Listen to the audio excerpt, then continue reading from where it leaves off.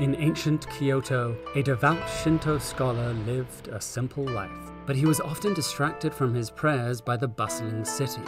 He felt that his neighbors were polluting his soul, and he sought to perform some kind of personal harai, a purification ritual that would cleanse his body and his mind.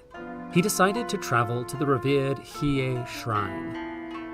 The trip was an arduous climb that took all day, but he was glad for the solitude it afforded him, and the peace he felt upon returning home was profound. The scholar was determined to maintain this clarity for as long as possible, and resolved to make this pilgrimage another 99 times. He would walk the path alone, ignoring any distractions in his quest for balance and never straying from his purpose. The man was true to his word. And as days stretched into weeks, he walked through driving rain and searing sun. Over time, his devotion revealed the invisible world of spirits, which exists alongside our own. He began to sense the kami, which animated the rocks underfoot, the breeze that cooled him, and the animals grazing in the fields. Still, he spoke to no one, spirit or human. He was determined to avoid contact with those who had strayed from the path and become polluted with kegare.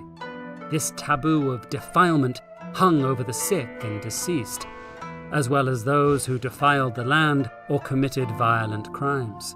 Of all the threats to the scholar's quest for spiritual purity, kegare was by far the greatest.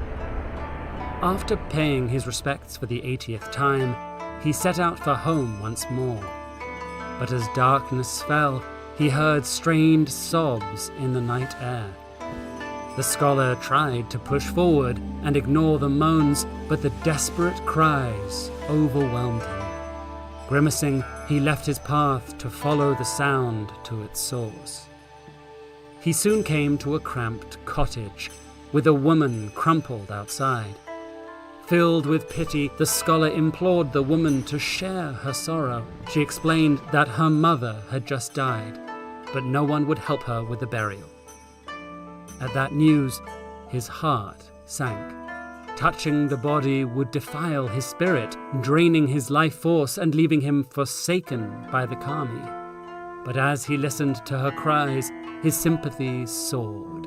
And so they buried the old woman together to ensure her safe passage into the spirit world. The burial was complete, but the taboo of death weighed heavily on the scholar. How could he have been so foolish to shirk his most important rule and corrupt his divine journey? After a tormented night, he resolved to go back to the shrine to cleanse himself. To his surprise, the usually quiet temple was filled with people, all gathering around a medium who communicated directly with the kami.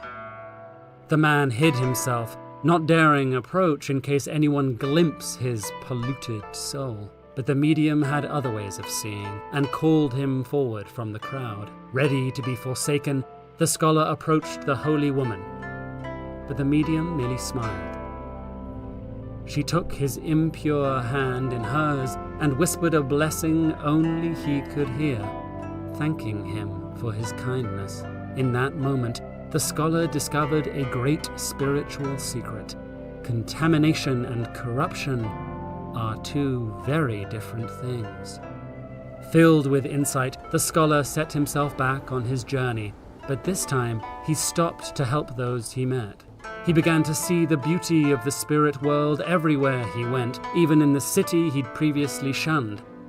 Others cautioned that he risked kegare, but he never told them why he so freely mingled with the sick and disadvantaged, for he knew that people could only truly understand harai through a journey of their own.